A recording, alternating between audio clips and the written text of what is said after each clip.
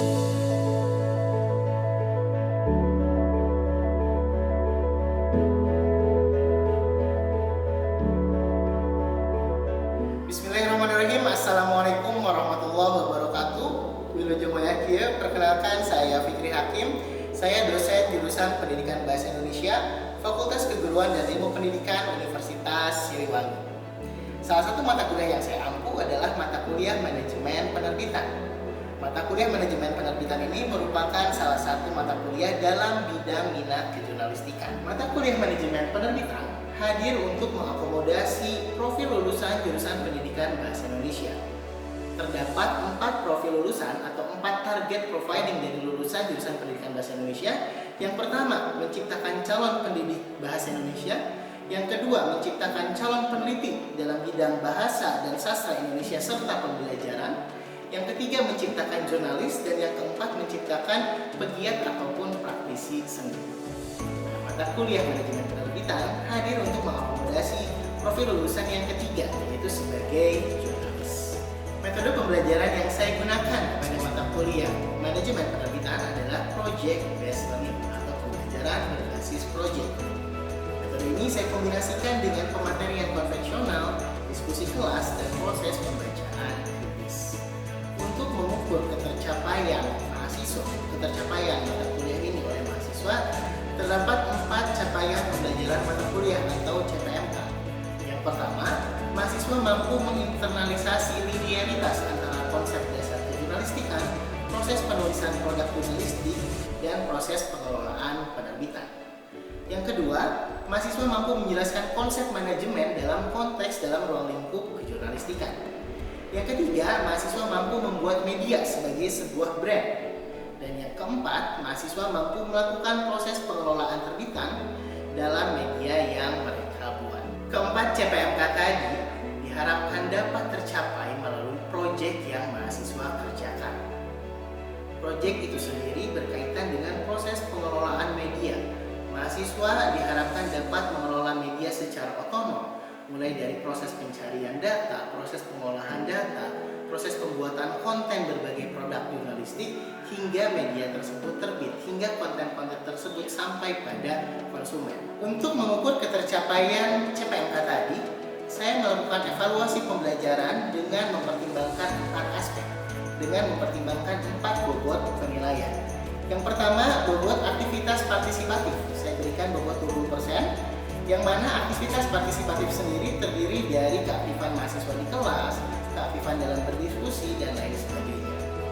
Kemudian saya juga berikan bobot 20% untuk UTS, 20% untuk UAS, dan tentu saja bobot paling besar sebesar 40% untuk proyek yang mereka kerjakan. Jadi secara keseluruhan, evaluasi belajar dalam mata kuliah Manajemen Penerbitan meliputi aktivitas partisipatif 20%, UTS 20%, UAS 20%, dan proyek 40%. Berikut ini saya dokumentasikan proses pembelajaran saya di kelas pada pertemuan ke-12. Pada pertemuan ke-12 yang dibahas di kelas adalah mengenai jurnalistik penyiaran atau broadcasting journalism. Ya, baik. Bismillahirrahmanirrahim. Assalamualaikum warahmatullahi wabarakatuh. Waalaikumsalam warahmatullahi wabarakatuh. Selamat siang teman-teman. Selamat bergabung kembali di mata kuliah Manajemen Penerbitan. Hari ini kita lanjutkan pertemuan ya. Hari ini kita masuk pertemuan ke-12. Setelah beberapa pekan lalu kita lakukan UTS di pertemuan ke-8, lanjut ada beberapa materi tambahan dan teman-teman pun sudah berproses membuat beberapa produk jurnalistik. Nah, hari ini kita akan masuk pada materi mengenai jurnalistik penyiaran.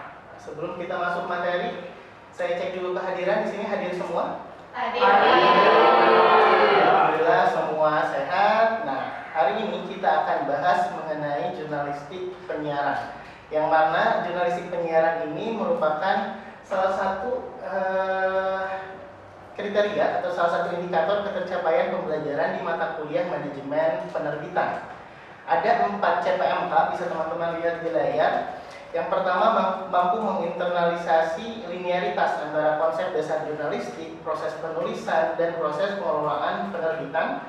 Kemudian yang kedua, mampu menjelaskan konsep manajemen dalam ruang lingkup penerbitan.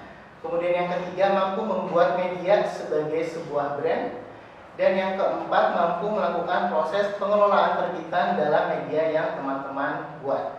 Untuk poin 1 sampai 3 di sini sudah saya checklist, artinya sudah tercapai di pertemuan-pertemuan sebelumnya. Teman-teman kan sudah punya brand media, sudah ada ya? Ada Mandar Aksara. Kemudian teman-teman juga sudah dibekali dengan konsep manajerial, teman-teman sudah mulai berproses dalam proses manajemen penerbitannya. Dan sekarang kita lanjut pada materi mengenai jurnalistik penyiaran yang akan memenuhi indikator ketercapaian di poin nomor 4. Nah, yang poin keempat tadi dipecah lagi dalam sub capaian pembelajaran mata kuliah. Teman-teman bisa lihat yang ditandai masih berproses itu ada di poin nomor 4. Mampu mengimplementasikan terbitan dalam media yang teman-teman buat dengan berbasis pada proses yang dilakukan, proses editing, layouting, finalisasi, dan naik. Nah, sekarang kita buka dengan pertanyaan, apa yang teman-teman pahami atau apa yang sudah teman-teman ketahui berkaitan dengan jurnalistik penyiaran? Ada yang sudah baca-baca sebelumnya? Sebelumnya saya sampaikan bahwa di kelas manajemen penerbitan, fokus produk akhirnya kan tidak selalu pada produk-produk cetak. Terbit tidak sama dengan cetak. Jadi saat ada di mata kuliah manajemen penerbitan, produk akhirnya bisa berupa produk digital, bisa berupa siaran, termasuk bisa berupa hal-hal yang bersifat cetak. Ada yang mau berpendapat? Apa yang teman-teman ketahui terkait jurnalistik penyiaran? Dari namanya saja sudah jelas bahwa jurnalistik penyiaran ini adalah proses jurnalistik atau proses pembuatan produk jurnalistik yang berbasis pada produk siaran. Berarti penyiaran, broadcasting itu sebetulnya ada pada rumpun ilmu komunikasi. Nah, lantas mengapa perlu dibahas di jurusan bahasa? Mengapa orang bahasa perlu tahu apa itu penyiaran, apa itu proses komunikasi, apa itu broadcasting? Karena tadi jurnalistik atau seorang jurnalis merupakan salah satu profil lulusan dari jurusan pendidikan bahasa Indonesia, sehingga proses komunikasi yang baik, cara berkomunikasi yang baik itu bagian dari keterampilan yang harus teman-teman kuasai sebagai orang bahasa. Jadi saat kita bicara penyiaran, saat kita bicara broadcasting, itu tidak akan lepas dari proses komunikasi. Mengapa? Karena pada dasarnya penyiaran, broadcasting itu adalah cara kita menyampaikan informasi, cara kita berkomunikasi pada khalayak. Bagaimana sebuah informasi kita siarkan ke banyak orang, bagaimana sebuah informasi kita sampaikan ke pasar kita, ke konsumen kita, itu dengan penyiaran tadi, dengan ilmu komunikasi. Jadi yang menjadi dasar dari ilmu penyiaran atau yang menjadi dasar dari broadcasting itu ya tadi ilmu komunikasi. Dan bahasa itu menjadi payung yang lebih besar lagi. Jadi ilmu komunikasi itu ada di bawah payung besar bahasa secara umum.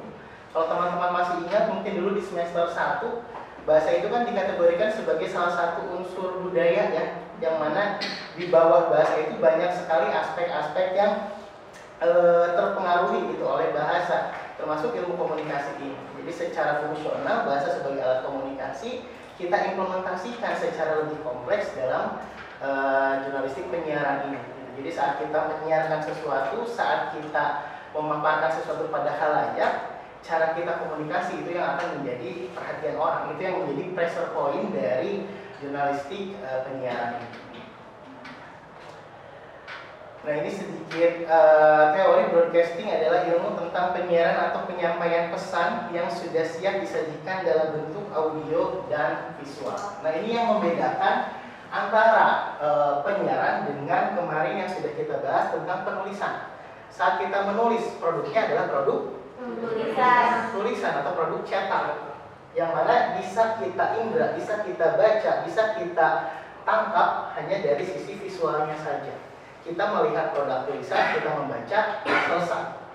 Yang membedakan dengan jurnalistik penyiaran adalah tadi produknya. Yang ada dalam kategori jurnalistik penyiaran atau produk broadcasting adalah yang punya sifat audio dan visual. Bisa audio saja, bisa audio visual. Lanjut. Sekarang kita coba kerucutkan lagi. Tadi kita sudah bahas jurnalistik atau broadcasting dalam ruang lingkup umum. Sekarang kita coba lihat penyiaran broadcasting dalam ruang lingkup jurnalistik. Apa saja kira-kira yang menjadi wujud atau bentuknya, kemudian apa saja yang menjadi karakteristik dari penyiaran dalam ruang lingkup kejurnalistikan. Ini bisa teman-teman perhatikan di depan. Dari segi wujud, ada audio, ada visual, ada audio visual. Audio itu berarti apa? Suara. Berarti produk-produk yang berwujud suara. Kalau kita tarik ke ruang lingkup jurnalistik, produk jurnalistik apa yang berkaitan dengan suara? Yang Radio, Pak. Radio, siaran radio. Walaupun tidak semua siaran radio adalah produk jurnalistik, tetapi kita ada siaran berita radio misalkan, atau zaman dulu ada feature yang dinarasikan dalam radio, itu juga masuk wujud atau bentuk audio dalam produk penyiaran jurnalistik. Kalau yang berbentuk visual,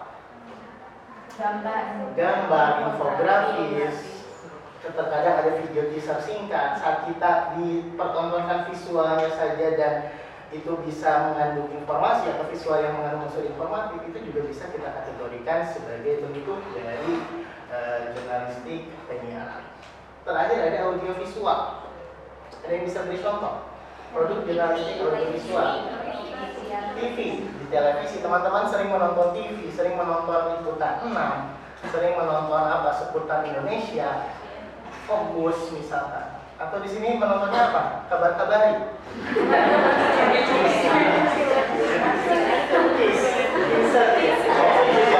Bagian dari produk penyiaran yang mana ya tadi wujudnya berupa audiovisual. Indra yang dipakai untuk memahami, untuk menyimak bentuk audiovisual adalah indra pendengaran dan penglihatan. Nah, itu yang membedakan. Kalau audio berarti tadi hanya pendengaran, kalau visual hanya indra penglihatan. Nah, audiovisual kita kombinasikan keterampilan menyimak kita dengan keterampilan mendengar dan melihat. Itu dari segi wujudnya. Nah, berikutnya ada mediumnya. Saat kita bicara jurnalistik, kita tidak akan lepas dari media dan medium.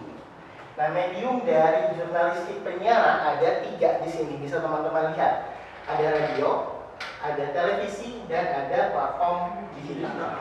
Kalau kita bicara jurnalistik klasik, platform untuk atau medium untuk penyiaran itu hanya 2, hanya radio dan televisi saja. Tapi zaman berkembang, teknologi berkembang, sehingga bertambah sekarang banyak lagi platform untuk penyiaran. Kalau dulu untuk siaran berita teman-teman harus seleksi misalkan ke RRI untuk jadi penyiar. Kalau dulu ingin jadi reporter TV, teman-teman daftar melamar misalkan ke SCTV, ke Liputan 6. Nah, sekarang dengan adanya platform digital, teman-teman bisa kelola siaran teman-teman sendiri. Di sini ada podcast sekarang kan lebih mudah, ada YouTube dan lain sebagainya. Itu platform-platform yang bisa dimanfaatkan untuk apa? Untuk proses penyiaran teman-teman. Di sini kan teman-teman sudah mengelola Pendana Aksara ya, sudah mengelola media secara branding sudah berjalan, kemudian secara medium pun kemarin sudah koordinasi, ada yang berbasis web, ada yang berbasis media sosial, dan ada yang berbasis YouTube ya, tiga aspek utama. Nah, silakan dimanfaatkan mulai dari sifat-sifat audionya tadi, misalnya teman-teman buat podcast atau buat semacam siniar membahas sesuatu, silahkan sisi audiovisualnya bisa teman-teman implementasikan di konten-konten YouTube dan lain sebagainya. Itu bisa memenuhi atau itu bisa mengisi media yang kita punya gitu. Itu bisa menjadi konten untuk media yang kita kelola. Berikutnya masuk pada karakteristik. Teman-teman bisa lihat di depan, ini adalah beberapa karakteristik dari jurnalistik atau dari produk jurnalistik penyiaran. Pertama, bersifat audio visual atau audiovisual yang sudah kita bahas. Kedua, daya jangkau luas. Mengapa kira-kira menurut teman-teman jurnalistik penyiaran punya daya jangkau yang lebih luas? Ada yang punya pendapat? Boleh? Siapa? Atau Akang yang di depan? Boleh Kang? Kira-kira menurut Akang, mengapa jurnalistik penyiaran daya jangkaunya dikatakan lebih luas dibanding jurnalistik cetak? menurut pendapat saya Pak, jurnalistik penyiaran itu mudah diakses, terutama melalui gadget yang dipunya setiap individu. Oke, betul. Jadi jurnalistik penyiaran atau produk-produk jurnalistik berbentuk siaran itu akan lebih mudah diakses ketimbang jurnalistik cetak untuk saat ini. Karena teknologi kan semakin berkembang.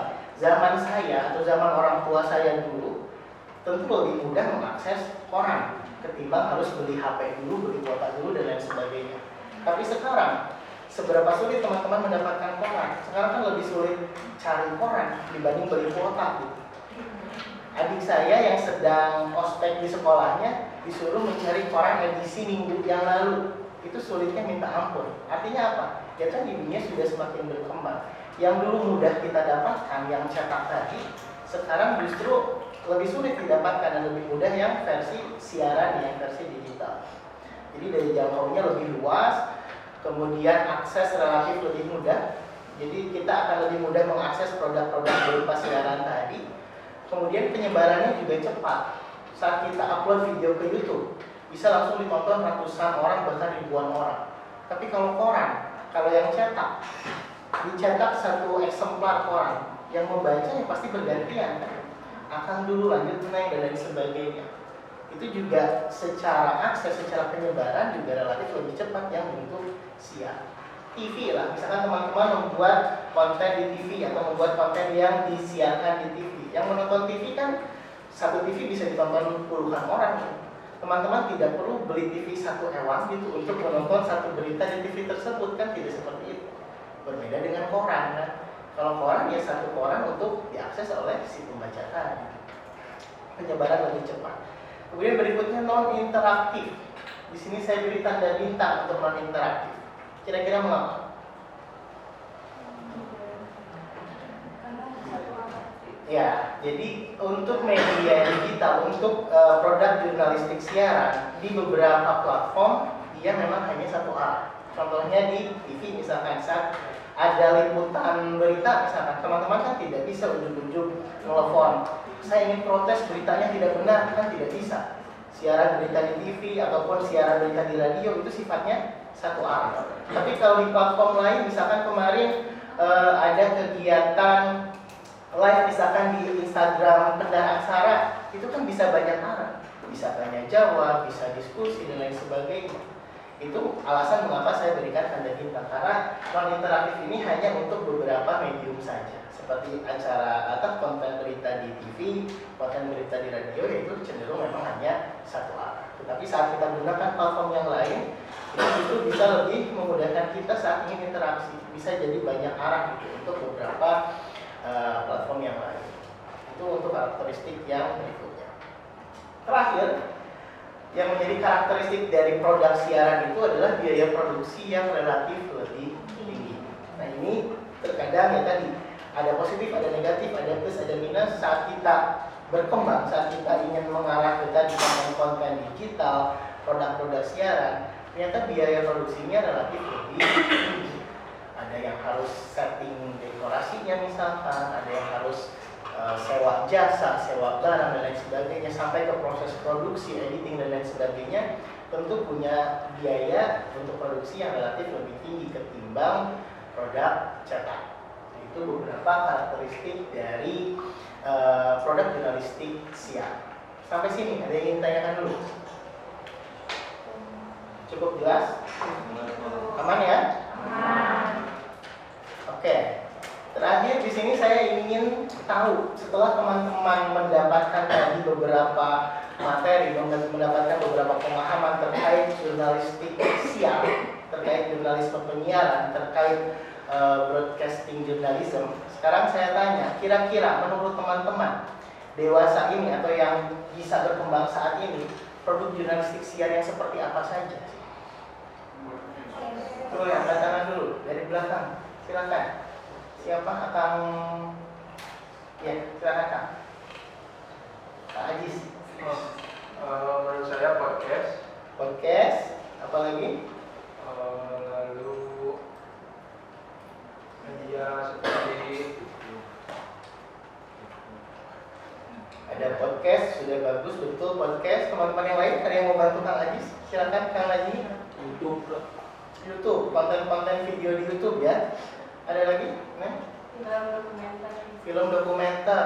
Nah, itu yang membuat jurnalistik ini menjadi semakin luas. Teman-teman di mata kuliah penulisan produk jurnalistik ditugaskan menulis feature, ditugaskan menulis opini, ditugaskan menulis berita. Semua produk tulis tadi bisa kita bawa ke ranah jurnalistik siap. Kita ingin membuat feature, sekarang kita bisa buat film dokumenter feature. Kita ingin menulis opini, sekarang kita bisa buat film pendek yang berisi opini kita. Berita sudah jelas, berita yang disiarkan ya siaran berita itu masuk ke kategori jurnalistik siar. Jadi di sini yang ingin saya sampaikan, yang ingin saya tekankan adalah walaupun mata kuliah kita manajemen penerbitan, seperti yang saya katakan di awal, konsep terbit itu tidak sama dengan konsep cetak. Jadi saat kita bicara manajemen penerbitan, menerbitkan siaran, menerbitkan produk berupa siaran, video, audio, dan lain sebagainya itu juga masuk kategori penerbitan, masuk kategori menerbitkan. Jadi untuk mengecek pemahaman teman-teman juga dan sebagai bentuk evaluasi juga di akhir, saya berikan teman-teman tugas. Di sini ada tugas, silakan teman-teman buat satu produk jurnalistik siar apapun dengan topik apapun sesuai dengan minat teman-teman. Di sini ada yang suka Korea, teman-teman silakan buat produk jurnalistik siar tentang Korea misalnya. Atau di sini ada yang suka sepak bola, di sini ada yang suka olahraga anggar misalkan. Atau ada yang suka main kelereng, silakan buat produk yang sesuai dengan minat teman-teman juga. Bisa dipahami sampai sini? Bisa. Ada pertanyaan sebelum saya tutup? Boleh, silakan Kak. Bismillahirrahmanirrahim. Izin bertanya Pak berkaitan dengan karakteristik dari produksi itu sendiri yang bagian biaya produksi relatif lebih tinggi. Apakah itu semua produksi seperti itu Pak atau itu menjadi bumerang buat kita sendiri? Oke. Biaya produksi relatif lebih tinggi, apakah semua proses produksinya lebih tinggi atau seperti apa? Bagus Kang lagi pertanyaannya. Di sini dikatakan biaya produksi relatif lebih tinggi saat dibandingkan dengan produk jurnalistik yang lain. Yang mana ya cetak, misalkan dalam mencetak kita secara umum ya hanya butuh jasa percetakan saja. Tapi saat kita ingin memproduksi konten siaran, ya kita butuh alat, kita butuh mixing, misalkan kita butuh proses editing, yang mana kalau itu tidak dilakukan sendiri kan kita harus melibatkan pihak ketiga dan juga yang menjadi membuat biaya menjadi lebih tinggi juga. Dan itu sebetulnya bisa diakali, bukan diakali, bisa dicari solusinya dengan apa ya, dengan dikerjakan sendiri. Karena ini ingin mixer sendiri, ingin editing sendiri ya lebih bagus lagi, itu akan menekan biaya produksi juga. Dan sebagai mahasiswa seharusnya ya tadi pikirannya lebih kreatif ya, saat biaya tinggi cari nih cara mengakalinya bagaimana dan lain sebagainya. Itu mungkin karena ini ya bisa dipahami. Ada lagi akan ada yang lain? Aman? Cukup? Jika cukup itu saja untuk pertemuan hari ini. Terima kasih atas perhatian teman-teman. Untuk tugas minggu depan saya cek ya. Minggu depan saya cek, kita bahas sama-sama juga di kelas. Itu saja. Wabillahi taufiq wal hidayah. Wassalamualaikum warahmatullahi wabarakatuh. Waalaikumsalam.